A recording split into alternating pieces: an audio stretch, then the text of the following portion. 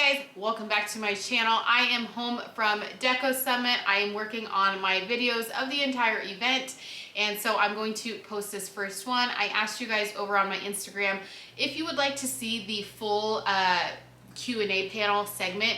It's pretty lengthy, it's about 40 minutes long, but you guys, most of you said yes, so I'm going to post the entire thing.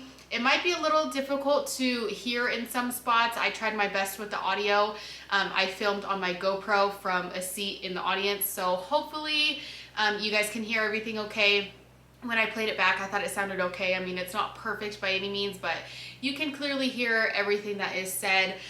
So here is the Q&A panel from the first day at Deco Summit. It's with me, Katrina at Katrina's Graceful Creations, A-Dub from A-Dub Productions, Joe at Heart and Hustle Printing, and Rob Walker from R&R Embroidery and Screen Printing. So I hope you guys enjoy.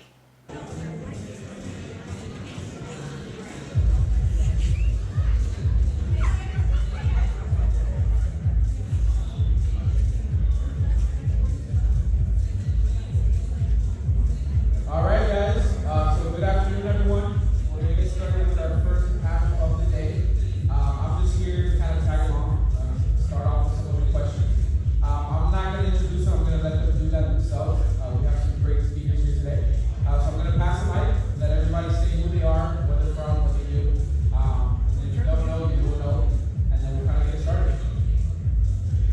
Thank you. For those of you who don't know, I'm Katrina with Katrina's Graceful Creations, and I have my own clothing brand. I do other things as well, crafting, embroidery, single home, stay-at-home mom. Quit my business, 3 years ago, right at the beginning of COVID, and I grew my business on social media just by implementing, different strategies, marketing, and I'm just here to help everybody out.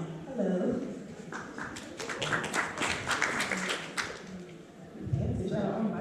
My name is Alan Wade. I have a small printing shop in Philadelphia. I do printing, embroidery, graphic design printing, as well as offer services and consulting to other small businesses. And I make videos on YouTube showing people the intricacies about how to use these different types of equipments. My name is Joe. I'm the owner of Heart and Hustle Printing. I do screen printing, embroidery, graphic film, white format printing, just about everything. But I do have a team that helps me out, so it's not just me anymore. I'm Ron Walker out of North Carolina. My wife and I run a screen printing and engraving business, and we do a little bit of screen printing every now and then. Been operating since 2009. That's pretty much it. It's just my wife and myself. I'm Kayla, and I am from Ricoma, and I have an embroidery custom apparel shop just like all these guys, and I'm also a stay-at-home mom and homeschool and have my business on top of that. That was give it up for our panel, guys. All right, so we're going to kind of jump right into it. I'm going to start off with the first question. It's one that comes up all the time. A lot of people, starting businesses and starting with embroidery and printing, it's all very different, all looks very scary, very intimidating. So what are some of the challenges that you guys kind of faced? What did you do to overcome them? Anyone, very organic, so whoever wants to start off, and then we'll kind of go from there. I'll start. One of my biggest problems was knowing who my ideal customer was.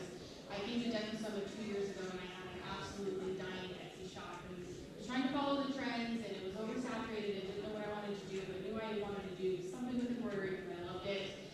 I took everything that I learned from Deco Summit last time, went home, completely changed my business to custom apparel, so now I do B2B, business to business, and so identifying my target customer really helped my business grow and is now growing every quarter. So I would say identifying your customer is one of the first best things that you can do. For me, when I first started out, I pretty much wanted to have my hands in everything. And I always say you can be a jack of all trades, or you can be, you can do everything and you can be a master of none. So now I've literally started trying to downsize and put more focus on what I really want to do, honing in on embroidery, honing in on DTF, because I was really doing really well like bling mugs, sublimation. But for me, running my business by myself, you have to be able to know what you can handle me what's too much. Being a YouTuber and being someone who does have an e-commerce business, it was just one day I'm doing embroidery, one day I'm doing clothes, one day I'm doing it was just too much. So I had to downsize so that in order I can grow. So just knowing not to take on too much so that way you can scale your business. One of the most important things that I learned in this garment decorating journey with all these great pieces of equipment is because it's that you can't do everything by yourself. A perfect example I have of that is when I tried to do a 100-hat job, and I had the job laid out in my head of how I was going to do it in terms of how many pieces of equipment that I had. So I had two heads, two head embroidery machines, and two single heads. So in my mind, I thought that I was going to run all the machines at the same time, but what I didn't realize was I couldn't get all the machines running at the same time because by the time I finished loading up these machines, and then I loaded up these two machines stopped, so I had to load up these two machines. By the time I loaded up these two machines, those two machines stopped. So my other two single heads were never running the whole entire job. So you have to really think out the processes, and you won't be able to think them out clearly until you get into the situation where you're using them. So it's really important to use your equipment and learn the nuances of which you can and can't do by yourself. And you can't do everything by yourself. You can't get to that next level unless you bring other people on, like my guy here at Hustle. I would say for me it's time management. That's always been my biggest thing. I have no off switch. As soon as my eyes open, I'm like, let's go. And it's just anybody that everybody runs their business, but we just run it at different levels, I would say. I have a commercial spot, so for us, we constantly have stuff coming in and going out. So like to keep up with the demands, my biggest thing is time management. And I still haven't figured it out to this day. You know what I mean? And I don't think I ever will. I think you gotta have more people than you can afford when it comes to that. And right now we're running, how many people we got? Like 5? And I got someone that runs accounting, I got someone that does embroidery, I got someone that does DTF, and then I'm doing the screen printing. But then when someone's getting behind on embroidery, that's what I started doing, and the person that I trained, I gotta step up and help them out, you know what I mean? But my wife, she steps up because you can embroider all day long, but then you gotta go there and you gotta clean everything, you know what I mean? It's not just like, okay, it's not take it off, throw it in the box. You gotta sit there, you gotta clean it, so she helps out tremendously when it comes to doing that, so I can't say how did I overcome it, because I haven't. And I don't think I ever will. But that's my biggest downfall right now is time management. If you were in my class, the class that I just did, the last 2 weeks was extremely stressful because I knew I was coming here. I know how much work I have. I know what needs to go out. So within those 2 weeks, it was 6, 7 o'clock in the morning to 10, 11 o'clock at night, every single day. You know what I mean? And before we came over here, before we took off to Atlanta, went to the shop, embroidered for about an hour, got in the car, and took off. You know what I mean? So time management for me. So I'm like totally opposite when it comes to Joe. I had that problem some years ago, but my wife and I, we just decided to invest in more equipment. So I don't have the time management problem anymore. Now it's more so what do I want to do next. I'm never in the same space mentally. So it's always, if I'm not tanking, I'm running production. I don't do that to my wife will tell you that. But for myself, I guess the biggest struggle that we had was employees. So we had 17 at one time. And kept that going for about a year. But I wasn't worried about time management on my behalf. I was more worried about on their behalf because they never showed up for work and things like that. So we got good employees. I can recommend you keep them. But for us, it was always employees. You know, kind of keeping employees. But now I'm really just my wife and myself. Love that. So a lot of different things that each and every person here had to encounter, overcome. And it's a never-ending cycle, right? I'm sure you guys are constantly going to find new things to overcome through this journey. My next question to you guys is, what did you guys do and what kind of actions did you take to scale your business to the place that you guys are at today? I know a lot of you guys have different kind of platforms that you're on and things like that. So what do you guys think was that kind of it take you guys to the next level to bring your business to this point? So I'll be first with that one. So I just watch Alan and Katrina's videos and see what they're doing. Oh my God, the dances. I can't dance as well, but I've been watching what she's doing. We did the little giveaway thing, the giveaway ticket to Deco Summit, and I told Brianna, I said, oh, she sent me your video. She's like, hey, do something like this. I said, I ain't dancing. You can't catch me up there. Like they said, I use social media. That's just me, but that's my personality. I've always been that person. But for embroidery specifically, I got a two-head. When it's time to scale up, you have to end up getting a multi-head because there's just no way. I've turned down so many orders with my single head. I was like, I'm not doing that job. But now, bring me the money because I got a two-head. I can take on a little bit more orders. But for me, my number one thing that really helped me scale my business, it's just social media. It's the reals for me. I would say for me, and I have nothing against anybody that does it from home. Rob does it from home, and he's very successful doing it from home, so I have nothing to say. But for me personally, getting outside of my house and getting a storefront has changed it tremendously for us. When I got the storefront, it was 2 storefronts with a single head. And then as the word of mouth got around and kept getting around, I had to upgrade, and I got a 6 head. So then I had a single head and a 6 head. And then I was still getting behind, so I was like, I don't want to spend too much money. I bought another single head. And it still wasn't working, so I just bought a 3 head. And we're still, trying to figure it out. You know what I mean? But it's a good problem to have, right? It's where we want to be in our business, but then that's where my time management stuff comes in. But my biggest thing is getting out of the house and having people that walk by, see what we're doing, come in and be like, hey, what y'all over here? You've been here 3 years. What are you doing? You know what I mean? But it's for me, that's what it was. Getting outside the house, getting a commercial spot, and I think last year or the year before, the people that were next to us moved out, so we got that spot. So now we got 3 of them. So for me, that's what it was. So with me, it was like a combination of quite a few things. I'm not as huge on social media as Katrina is, but what you guys want to consider is the fact that everybody is going to grow differently, and there's no like right or wrong solution. You can just combine everything together. And for me, like Joe said, a lot of us, since the pandemic happened, we were all online, right? But what a lot of businesses forgot was there's a real world out there that you can get outside of your doors and go shake hands and go introduce yourself to different businesses. And one of the things that helped me a lot was just creating a Google business profile.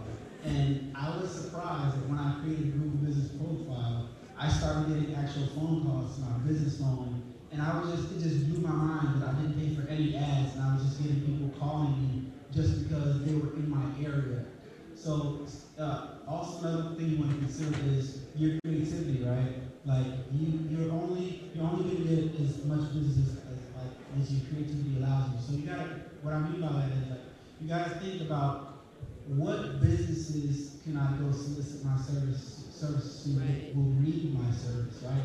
What business or what field, what area, what club, what community is underserved that I can provide these services to that's going to find them valuable. So those are some things that you want to consider, and that helped me out a lot. Like whether it be churches, whether it be clubs, some schools are very, very underserved as far as like school spirit is concerned. They don't have it. They don't have the merch. So if you have the capability, if you know you're capable of doing it, just go ahead and make something and take it to that school and show it to them. The next thing you know, they're like, oh my gosh, and then when they do have the funds to allocate to it, they're going to call you because you already got the stuff done. It's already half done. All you got to do is put the order in. So those are the few things that help me a lot. I still work out of my home. I am nowhere near needing a commercial space. I'd love to have one one day, but one of the best things that I did to help grow my business after shifting off of Etsy was get on my community Facebook page. Almost every single town has one, and it's free advertising. I made a post. I showed a few things of what I did. I did that almost 2 years ago, and I still get tagged in that post. Hey, Kayla did my daughter's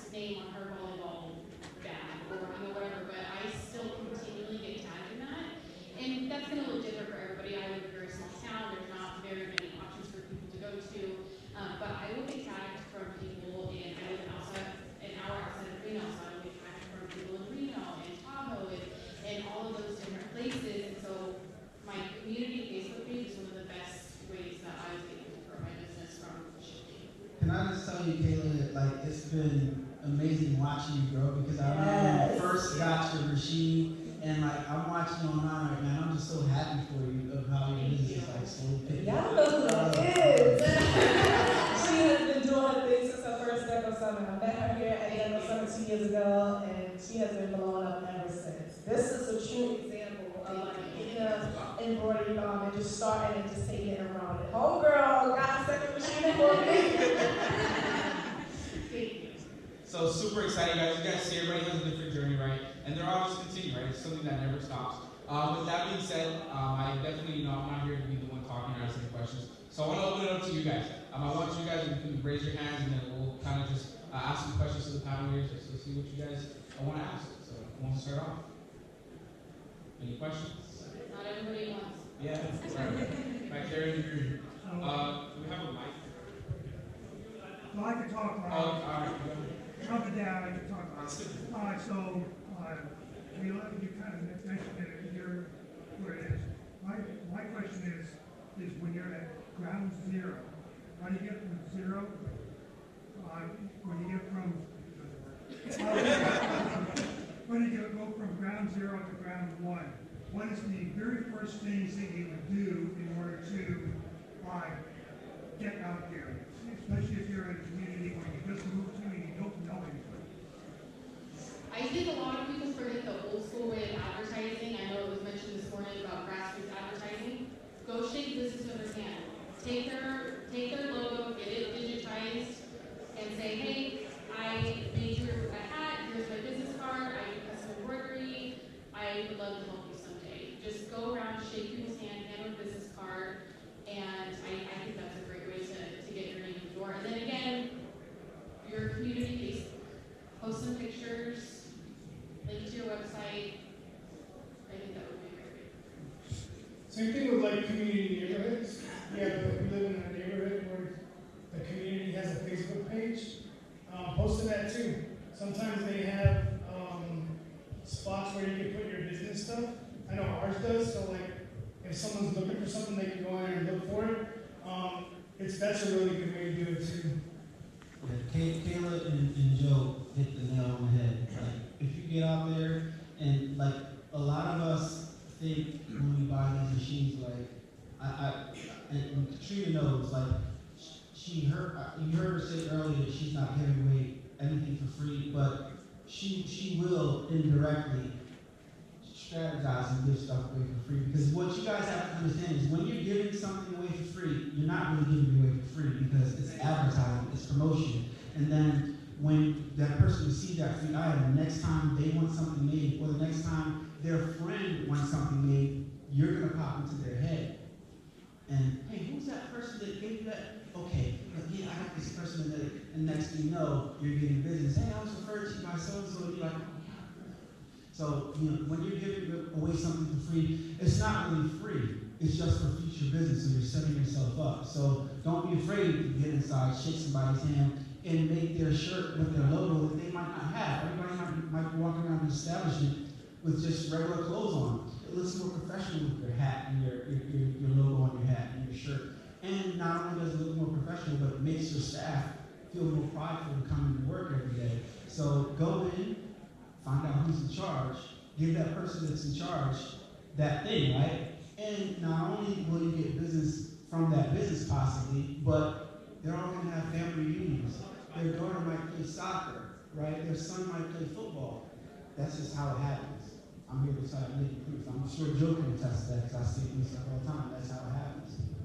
So yeah, he made a good point, and I talked about it a little bit earlier in my classes. Whenever I have someone that comes in and spends X amount of dollars with us, whether it's screen printing or embroidery, we do white format printing also. So I'll be like, all right, let me print them 100 holographic stickers. Just throw it in there. And then now they're like, why did we do this? You know what I mean? Yeah, you do holographic, they're like, I don't know you do stickers. Yeah, we do stickers, we do banners. And they're like, oh, cool, and now I know. You know what I mean? And if it's something that someone does screen printing, and you don't want to throw stickers in there, maybe you throw 25 stickers in there, throw them a hat. I mean, what does a hat cost us? $5? What does the thread cost us? Probably cents. So how much are we really losing? And we might gain that service from that customer also. So I just want to add, I do give stuff away for free. You missed that part, Alan. When I give stuff away when I give stuff away for free, I want to make sure that it depends on who it is. I want to make sure that they can make a post that way you can get a review. But I'm starting a business is a little different for everyone. If you're starting from zero, depending upon where you live, like versus a small town versus a big town, versus whether you're on social media or whether you're not on social media. But the best thing that you can do is by word of mouth, telling everyone that you know that you have a brand new business. If you do have social media platforms, you're going to post, you're going to share, you're going to keep letting everybody know, you're going to annoy everybody because you want to tell the world about your business. Whether they care or not, someone's going to eventually pay attention. If you don't have social media, then you need to start a social media page. But go around, if you have kids, you just said your dad, when you're going around to your kids' games or shows or whatever it is, have business cards and you have some samples, let everybody know. Hey, and first thing that you can do is be your own advertisement.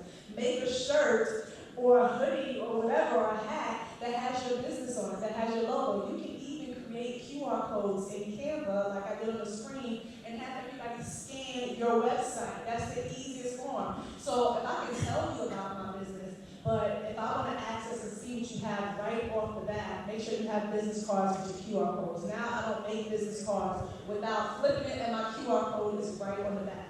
So whether you're joining Facebook community groups or whether you're joining, whatever it is, but you just want to make sure that you have something that you can physically hand someone, and you want to make sure you're telling everybody about your business on social media as well as in person.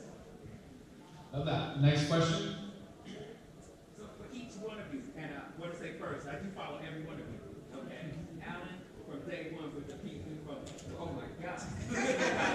Even more money than I'm supposed to. Okay, you too. What do you find to be your passion in each, besides if it's embroidery or maybe shirt? What do you find as a passion that the ultimate thing that you really like?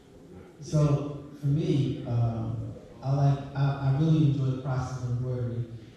If I had to pick one method, like as far as enjoyability and as far as like fulfillment, it would be embroidery, because the process of, I have a creative mind, and the process of picturing something in my head to putting it on a computer, digitizing it, to watching it embroidered out on a machine, and then getting the satisfaction when it's embroidered out perfectly, that brings me the best satisfactions. And no matter what piece of equipment I get, no matter what piece of equipment I use, no matter how profitable DTF might be, I always go back to embroidery.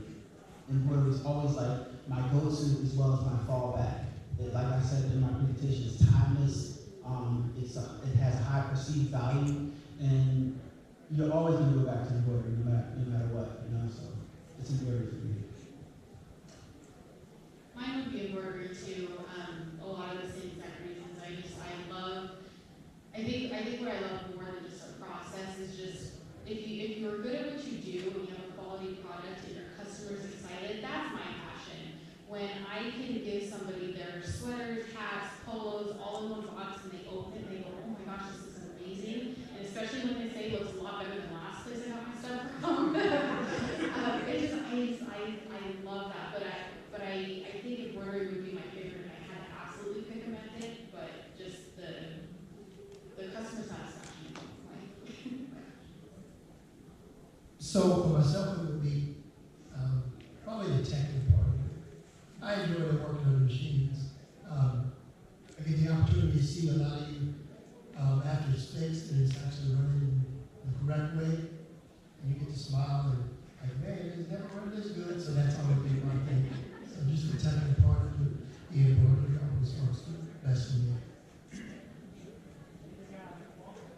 I would say that the whole process for me, it's a passion that I've always liked, but the best thing is the smile from the customer when they come pick up that end product that you've been working on, and you're like, I hope they like this. And when they look at it, they're just in awe. That's the ultimate price right there. We did one the other day for we have an army base there, and we did one for a lady the other day. They were doing a gag on one of the instructors, so they had us print a 6-foot silhouette of the guy.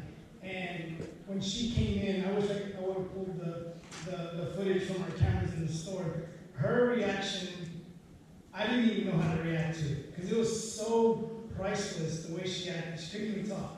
Like, that's how good it was. So I think that's the ultimate thing that satisfaction when it comes to printing anything that we do. For me, it's going to be not one specific more formal method, but for me, it's actually, like I said, the finished product. So sometimes, because the field I come from, like working with trains and different things, sometimes when I make something, whether it's engraving, whether it's embroidery, I'm like, dang, I made that like, in my hands.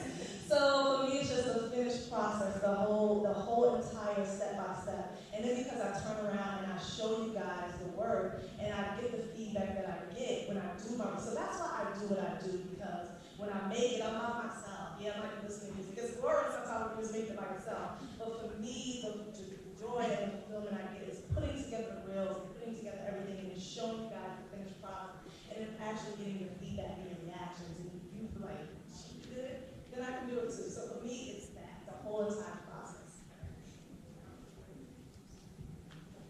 Yeah, thank you. I'm new in the business, so my question is about the supply chain. How do you manage the suppliers, and how do you manage to be able to be competitive, to keep the quality, and able to offer a good price? So the way I've always seen things is you have to price things in your area. So if Sean is pricing stuff in Colorado one way and sees me price it another way, and he could think that I'm undercutting him, or the cost of living for Colorado compared to Georgia, compared to California is different. People might be willing to pay more for the product over there than they will for me. So that's how I've always seen it, is you gotta look at your competitors that are local and work off of them. Because if we do stuff on social media and I put a game sheet on there for $100, someone's gonna be like, hey, you messed up the market because I'm selling it for $140. You know what I mean? But if you look at people in your area and they're selling it for $100, you're selling it for $140, what's gonna happen? They're not gonna come to you. And reach out to people in your area that also do what you do to find out what they don't do that you do, so that you can offer that service to them. I have an embroidery shop in our area, a big one, and they don't do puff, they don't do applique, they just do flats. So if they got anything like that, they send it to Joe. They don't do screen printing, but they offer it, but they send it to Joe. You see what I'm saying? So reach out to those companies and say, hey, you don't offer this, but I do. If you need it, let us know. And as far as like the supply chain, like getting inventory and stuff, I would say know your different wholesale accounts. Like I have an account with SNS, Sanmar, Alphabet, New Hampshire, we all do.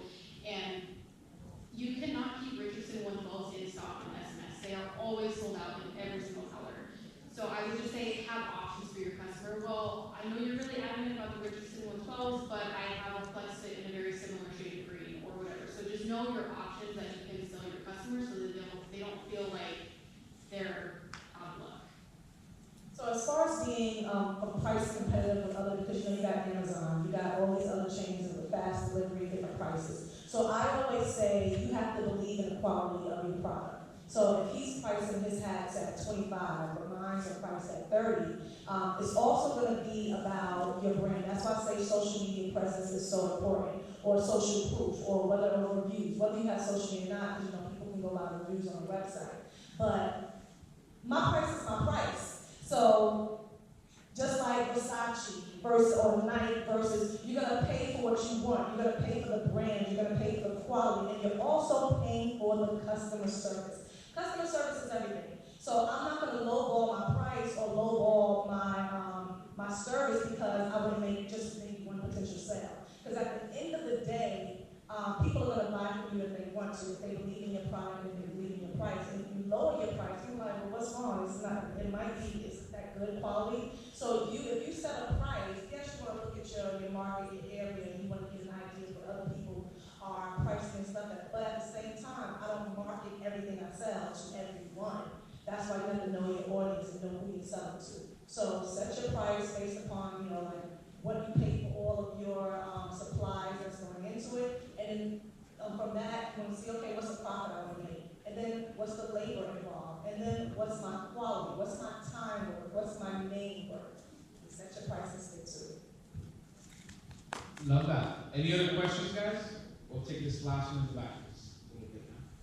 Okay, I was listening to Katrina earlier, and I'm kind of building what is it called? It's a premature thing that I'm building, Build a Dreams niche. So I'm kind of building that, and so I'm trying to transition from one business to another. And it was talking about social media, and since I'm building it, and I'm not really specifically doing it right now, but I have a vision for what I'm doing. So, and you talk about social media. Basically, I didn't see some of your page. I'm more familiar with websites, and I'm familiar with social media. And you talk about telling your story. So I was saying, how soon do you start in, telling that story, involving yourself in it? Because I'm like a person where what I do now is about image, and I see some people like my sister go on social media looking all kinds of ways, and so many of some reason I have to make sure that image is important, and I represent properly. I got to make sure that my appearance is effective. But that's important to me. So when do you start building an image, and before you actually start selling? Right now. All right, so I love that question. I get this all the time. Just like a movie is about to come out, what do you see before the actual movie comes out? Trailer. Start giving people teasers. I love teasers. If I have a new product coming out or a new brand coming out, I'm going to get you hyped before the product launches. So whether it's 6 months from now, whether it's 2 months from now, every now and then, every 2-3 days, I'm going to start launching little teasers, whether it's me making it, whether it's just a general announcement, whether we run it to the screen. I'm going to always do something different to market. So whatever product it is you're marketing, let's just say, I'm coming out with new dog tag collars. What do you think I'm going to be doing? If I don't have a dog, you shouldn't be selling dog tag collars. If you don't have a dog, but I'm going to get my neighbor's dog. I'm going to start showing something with maybe a dog with the collar on, or maybe the parent putting it on the collar. There's so many creative ways that you can market. You can have someone else talking about your brand if you're not presenting ready. Guys have it so much easier than females. But if you don't want, there's just so many things that you can do. What did you say your brand was about? You said it was Field of Dreams? It deals with, you mentioned it, it's about African American information in empowerment, and mainly targeting the young community. Okay. About pride and self. Okay, so in short form, if I had more time to really know what your business is about, but just in that, like if it's dealing with the youth or different things, you can have the youth incorporating it. I thought you were about to say Field of Dreams. I was going to have stuff coming out of the fields. There's just so many ways. Don't get me going, because this is what I love to do. I literally help people come up with different creative ways to market your business when you're just launching, because you don't have to do the traditional things, but what you want to do is just grab people's attention. So start preparing teasers so that way when your business does launch, people already have that anticipation and they're ready to buy. Yeah, just to add on to that, you can't start too early. It seems like you have an idea of exactly what you want to do, so start delivering that messaging, though you don't have your landing page, your product exactly ready, but you can never start too early, because by the time you get your product situated and ready to go, you'd wish you'd start already growing that audience. So, like she said, you never start too early. So one thing I did when I first started from home is I had a place that sold vinyl locally. I don't know if this has anything to do with it, but talking about starting early is I had a whole website with vinyl on it, but I didn't have any inventory. And when someone would order something, I would go there and buy it and then ship it out. And they were like, why don't you just become an affiliate with me, and then you can make 10% off of every sale that you do? And I was like, no. I said, because I'm building something right now so that if I ever get to the point where I can open up a store, I'll already have those customers. So by people seeing that, when I would do it live, I'm like, hey, check out this glow-in-the-dark vinyl. If you want it, you got it right now. I would cut something, press it, show it in the light, do a giveaway for $2, do like a little drawing, you know what I mean? But it started bringing people in, and then whenever I did get my storefront and had vinyl, I already had those customers with me along the way. And I would say just before that, if you're in a stage where you have your business idea, but you're not ready to market, but you have your name, you have everything in place, reserve all your handles. Reserve your Instagram handle, reserve your Facebook handle, reserve everything so that nobody else takes your name. So even if you're not quite ready yet to start marketing, reserve everything with your name on it so that when you are, you're not like, oh shoot, it's taken. All right, guys, so that is a wrap. Remember, these guys will be here at 5 today as well, so if you want to continue to ask questions, continue to interact with them, be there, okay? And you can continue to pick their brains. It's lunchtime, so go get a bite to eat, and there is another panel at 2 o'clock, all right? So let's give them a round. So that was the first Q&A panel at Deco Summit. I am so thankful Ricoma asked me to be a part of it. I absolutely love being able to answer some of your guys' questions. You guys had some great questions, and I love my fellow panelists. So make sure, if you're not already, which I'm sure you already are, but if you're not, go give them a follow on all of the social media things, Instagram, Facebook, YouTube, all the places. If you enjoyed this video, give it a like and leave me a comment, and I will see you in my next video.